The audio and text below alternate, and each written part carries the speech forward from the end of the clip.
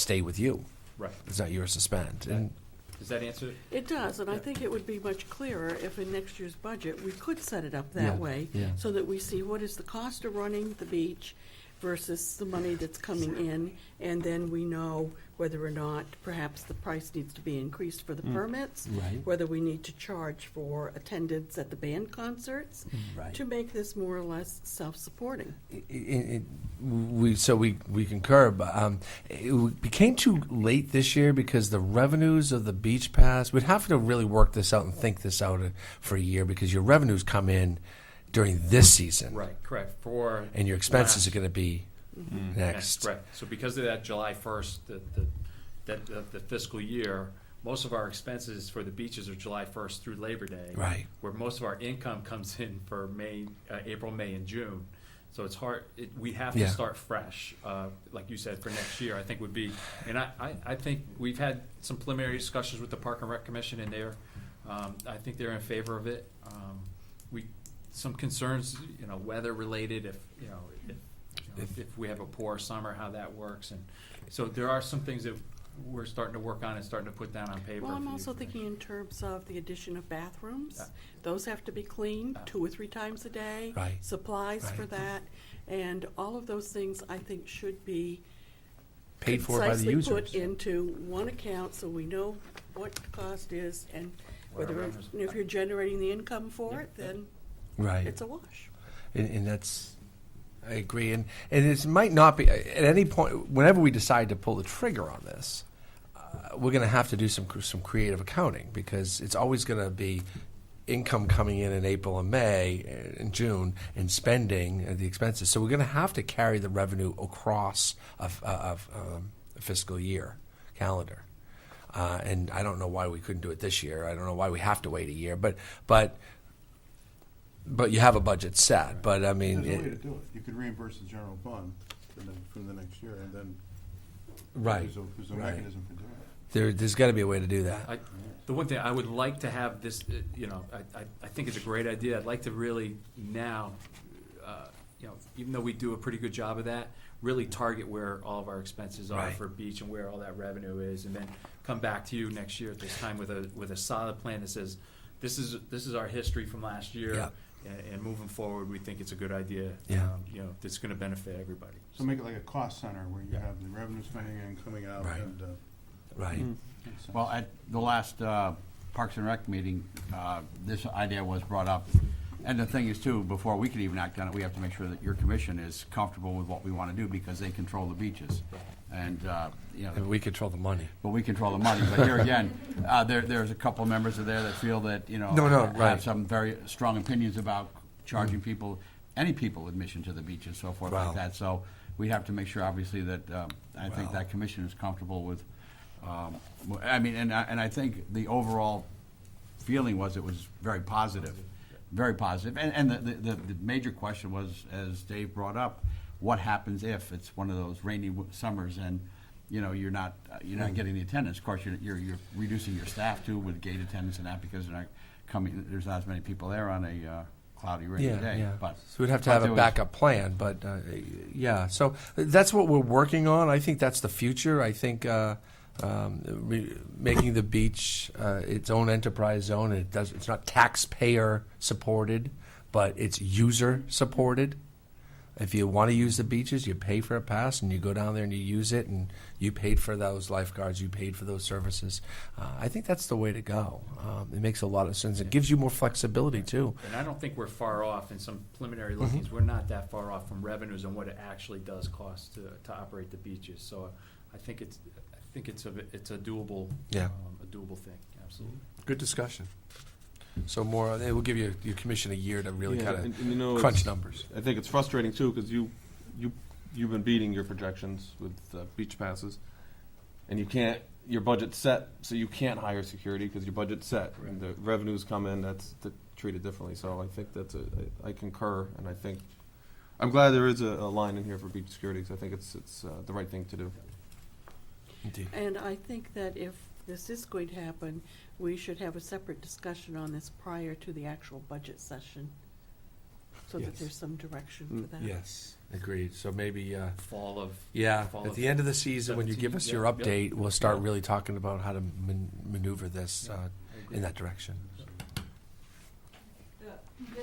The revenues for last fiscal year for beach passes were $190,809. All-time record by far. By far, by, Yeah, oh, yeah. probably by $30,000, yeah, absolutely. And I think part of that was the opening of the boardwalk now. It became much more manageable for us.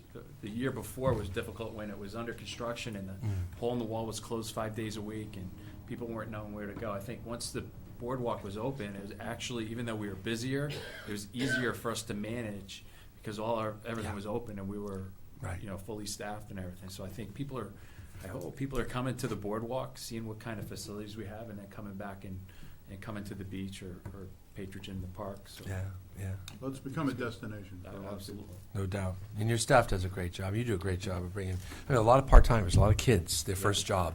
And, you struggle with that Yeah. too, because they're kids and they're 15 years old and it's their first job. But you do a remarkable job, and we're all, as all residents, I'll speak for them all, are deeply proud of our park system, and you manage it quite well.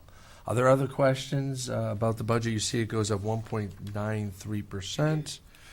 The lighting estimate's gone down, is that Yeah. just based on new numbers or based on? New numbers in, actually, one of our leagues, Little League Softball, has gone away from a lot of night games, and that was at Vets Park, so that's why it's been reduced by about it. They still use it at night, they just don't use it as often. So, over the last 3 years, that number's kind of come down a little bit, so that's why I'm able to reduce that. Okay, great. Other questions, folks? Anything? Should we excuse Mr. Putnam? Just one thing, I did Yes. want to point out that I Please. did give you our annual report for 2016. I like to always give you this kind of with some highlights and stuff for us, and we're very proud of our events magazine that everybody should have received it at your home. And the relationship we have with Essex Printing has been great. This doesn't cost us anything, and it's a great publication. You hear really good things about it, so give those two to you. So. It's a great publication, and it really has stepped up your game and Yeah. the image that we put out there, and the messages that we can deliver 4 times a year to the residents is awesome. Good work there. I have one more Yes, question. yes. Your 201, 241, and 242, your telephone, cable, internet dues to professional organizations. So 16, your actual expenses were less than we budgeted for 17. I noticed those have been flatlined over. Do you anticipate? What are you running at this year? And are those For professional conferences and for all of them? Is Yeah, you're running on there, which is great. Yeah. But do we? And I just had a maintainer actually take his certification for to become a pesticide supervisor, which is great. We encourage him to do that. With that, he has to get a certain amount of pesticide credits. So we're going to start sending him to some classes and stuff, and actually promote that. So there's some of that there, and then what about the telephone, cable, internet? Is there any savings we can gain from that? If you're spending $4,300, is that something? I mean, that's kind of a fixed cost Maybe, for you, right? yeah. Is that? maybe a couple hundred. I mean, everything goes up a little bit with the cable and the internet cost. Yep. But, Do we know what we're running at this year? Yep.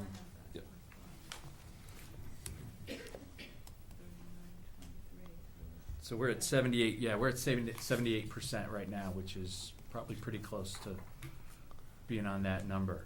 Yeah, I The think number we're that's proposed there. So What percent are we we're in at the year? 78. I think we're at 60 something for the year. Aren't we? What's Well, the it would be like 65% if you were spending perfect, so. it's Yeah, 78. spending perfect right now, we're at 65% So through maybe the that year. number is. He's actually running high from his 5,500.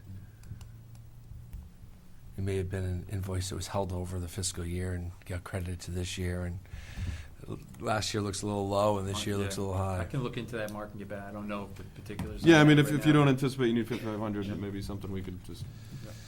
I had a question. Yes. On line 211, athletic lighting, do you know what the reason was from the jump from the 2016 actual, 1463, then it went to 6,000? Yeah, the Little League did not use the youth softball played very few night games. Back in 16. It's just, yeah, it's just, So that really the- Those lights really burn up a lot of They trees. do, they do. Has there been any thought to going to LED like we did the street lights? It would, to relamp those whole things would be very, very It's a big cost cost. expensive Would it be to do it there. It's not cost-effective? like we can get up there with the bucket truck. We'd have to really Yeah. look to relamp that whole thing. I think eventually we're gonna have to do that, especially at Brydebrook.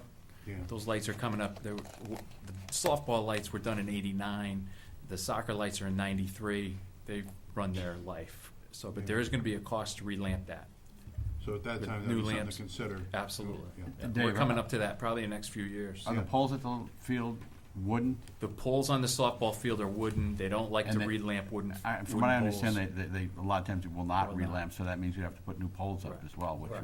would. Now, there's steel poles on the Barado field at Kess, so that's not an issue. But the wooden, wherever we have wooden poles, it would be an issue. And that's the only place that we would look to relamp. really. Then let's hold off on that for a while, shall we? Yeah. Eventually, you're gonna have to do it. Not to It's spend 89, money. yeah. Yeah, we're gonna have to. And you, but you do get reimbursed, you do have a reimbursement revenue for some of that, right? Yes, for the From some of athletic the lighting, correct. organizations? Yes, so the leagues and the high school and that kind of thing, they use our fields for nothing, but if they do use lights, we charge them for the electricity. Okay. So just a question on 211, the actual for 16 to 1463, was that before reimbursement from the leagues, or was that the net after reimbursement from the leagues? That was the actual reimbursement from the leagues. So, The expense. That's your The expense. number Transfer- jumps did we quite a bit. transfer that? Was that the actual, or is that the net? Was that the actual cost? That's the cost, that's what we paid that fiscal year. The revenues, we show the I know revenues, it's- in the projected revenue. But we're projecting to spend 5,000 as compared to. Do you have a spending number that we're running at 1,400 In the past? It offsets itself based on usage, so it's not a really Right. an increase to the Right. cost of the town, but. That is a big jump. Yeah, we haven't paid anything on that, because that typically is at the end of the year. Right, right. Those charges. Yeah, so typically that's at the end of the year. I'll look into that more, Paul, and look at that number harder. Thank you. I have one other item. Yes, sir.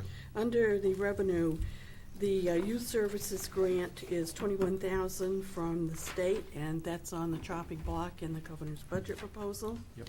And what about the enhancement grant? Is that also a state grant? Right now, I haven't heard if the enhancement is not.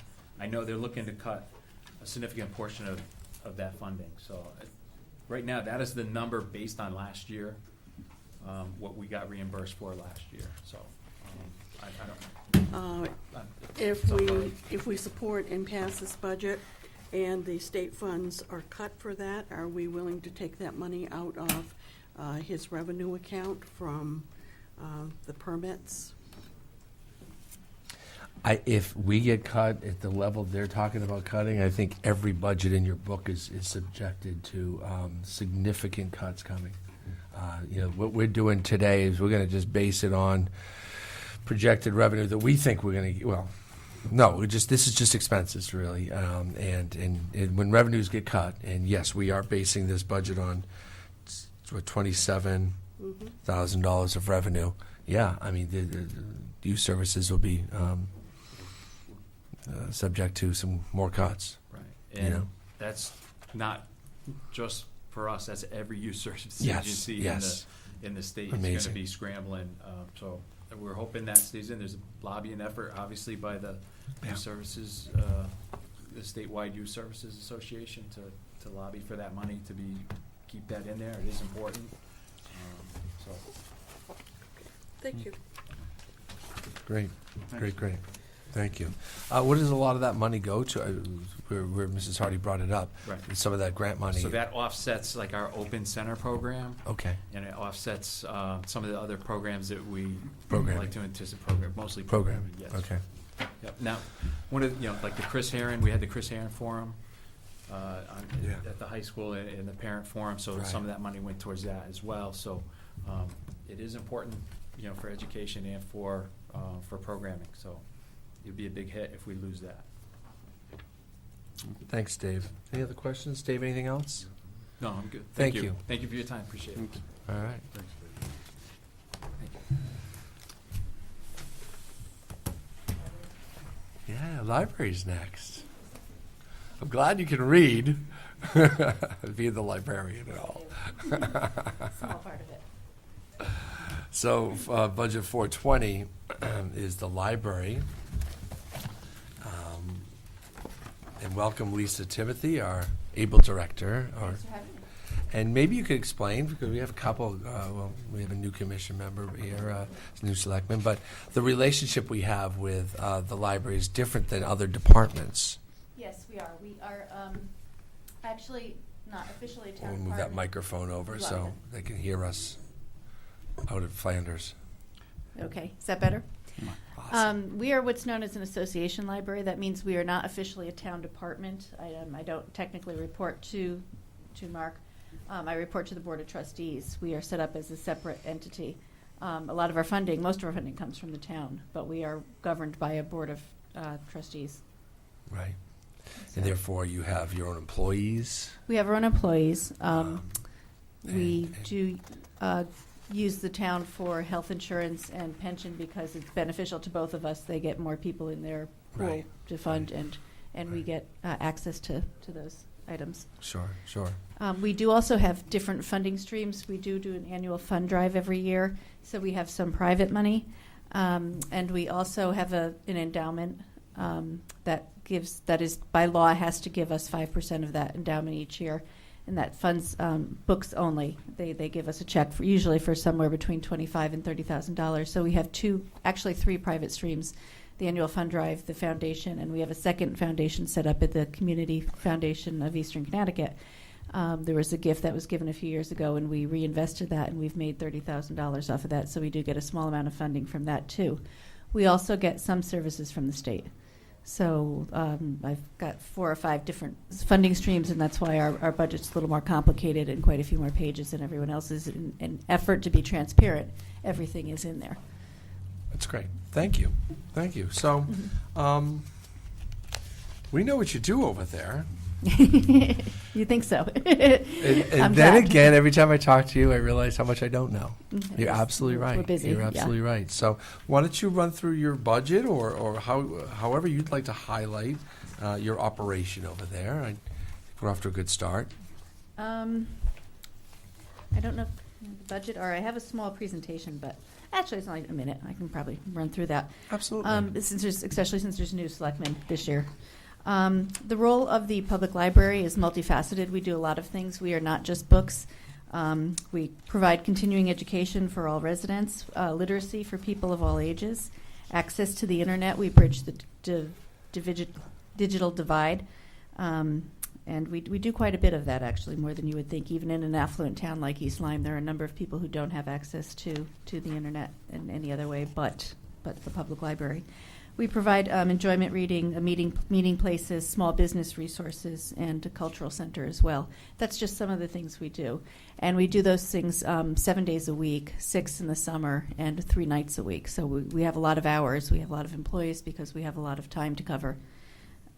And most importantly, recently, we are a place for information literacy. Information literacy is the ability to distinguish real news from fake news and real data from fake data, the ability to understand where information comes from and the significance of any information, whether it's significant or not.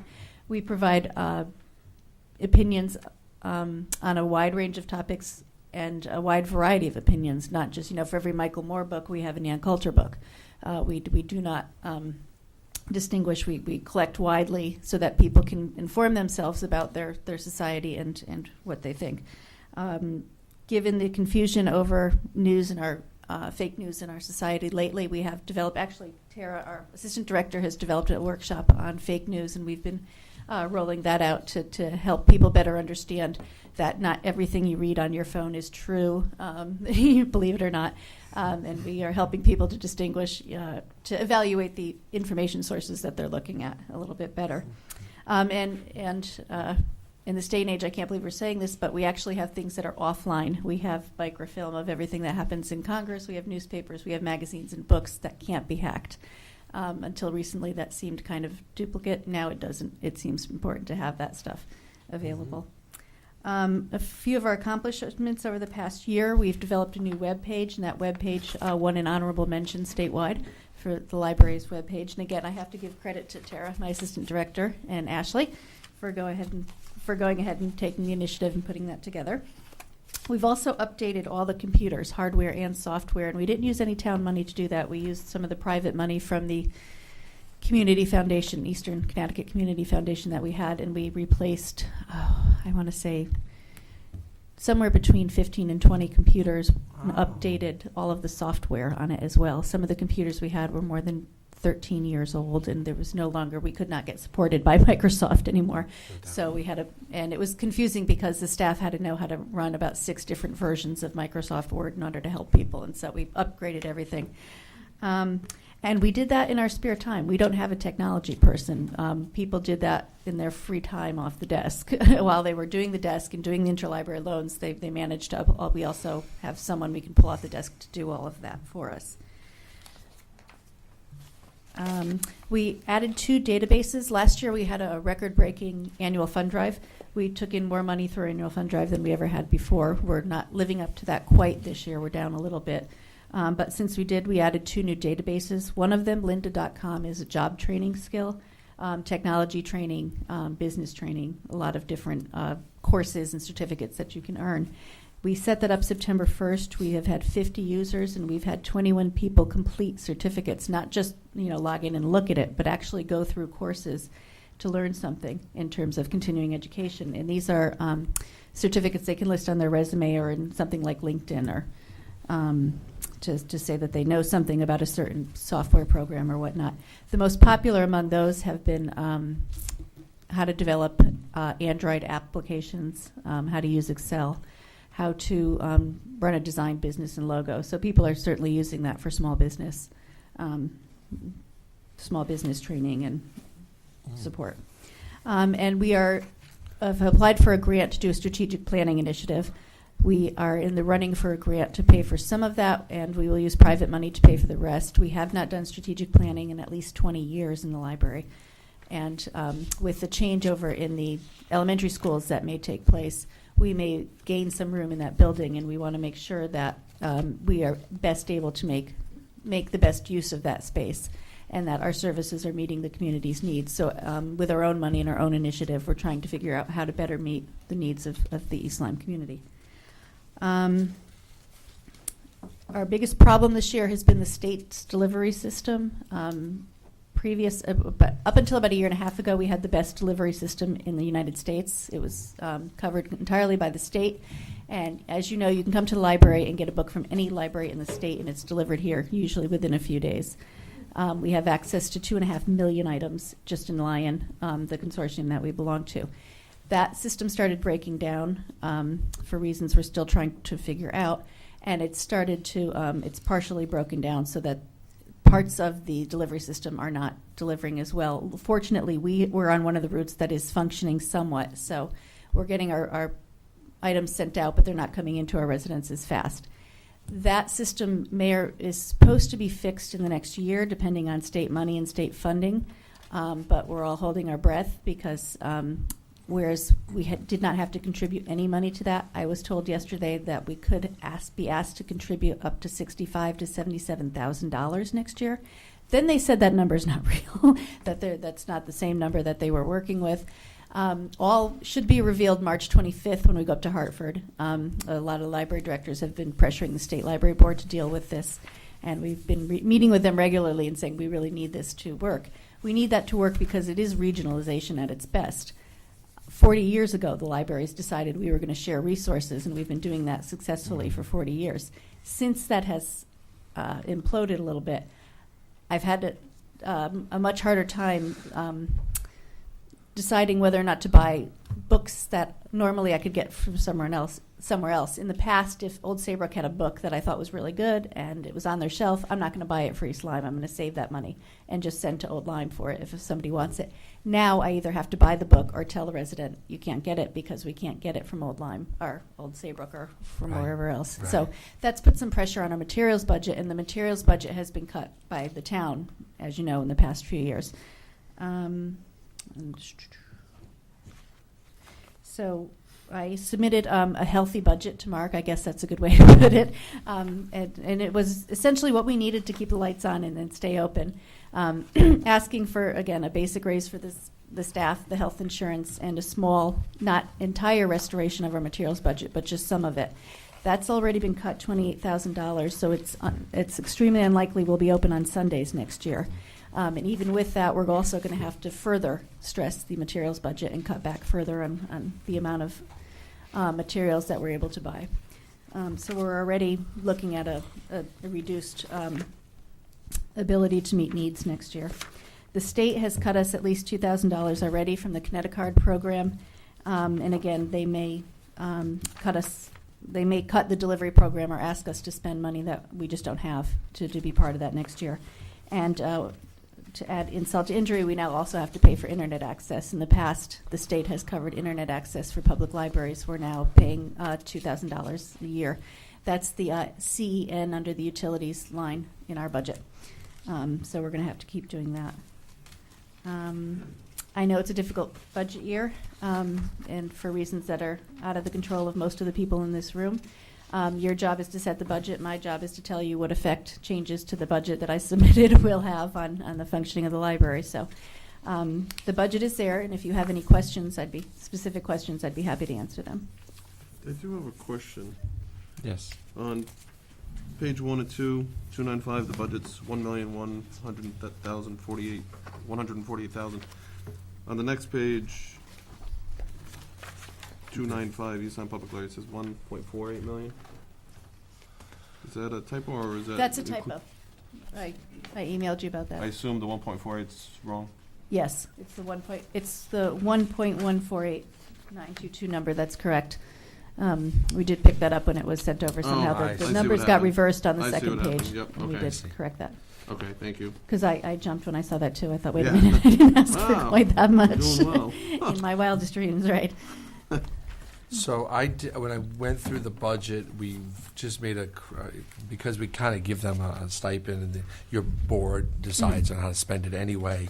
But it's very helpful that you break it all out for us. Yeah, we want to be transparent as It was well. a 5% increase ask. We knocked it down to 2.5%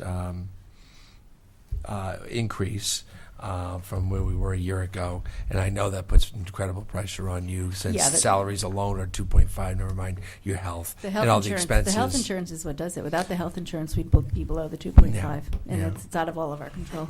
Well, I heard last So, night yeah. everything's going to be okay. So We're, was we're that all fake hoping news so. or not?